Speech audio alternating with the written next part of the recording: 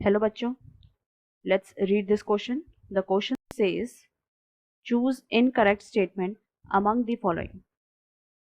First option is when glucose is converted into glucose 6-phosphate, ATP is released. Second is when the enzyme pyruvic acid decarboxylase and alcohol dehydrogenase catalyze fermentation process. Third is fermentation take place under anaerobic condition in prokaryotes only, and fourth is both 1 and 3. So the key concept of this question is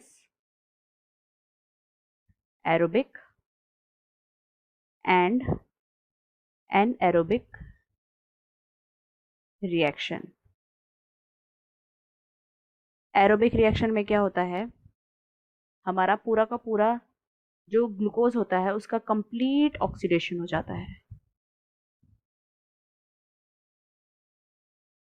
और anaerobic के case में क्या होता है, incomplete oxidation होता है glucose का.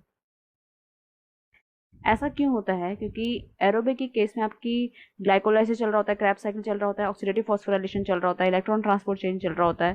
तो जितने भी NADP और FADH प्रोड्यूस होते हैं वो आगे जाके यूज हो जाते हैं. कहाँ पर, वो आगे जाके जो आपकी ऑक्सीडेटिव फॉस्फोराइलेशन है वहाँ पर ये ATP प्रोडक्शन के लिए यूज होते हैं. तो पूरा का पूरा जो ग्लूकोज है वो यूटिलाइज होकर ATP प्रोड्यूस कर देता है.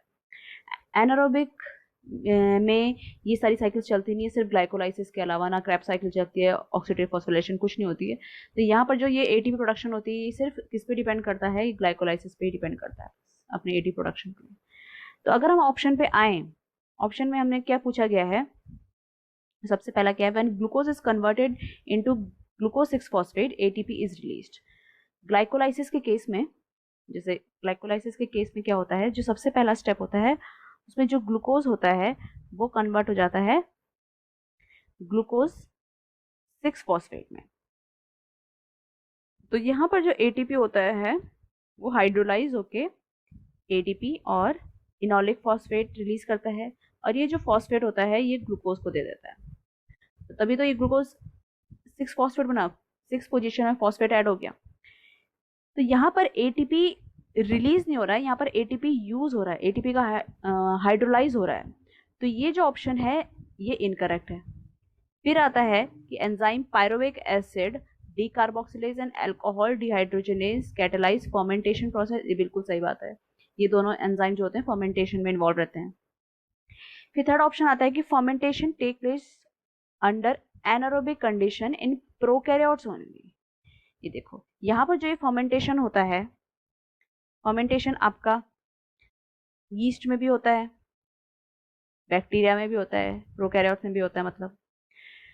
तो जो फर्मेंटेशन है वो प्रोकैरियोट्स में तो हो ही रहा है, बट यहाँ पर हमारा यूनिसेलुलर जो यीस्ट है दैट इज यूनिसेलुलर यूकैरियोट्स, वहां पर भी तो हो रहा है.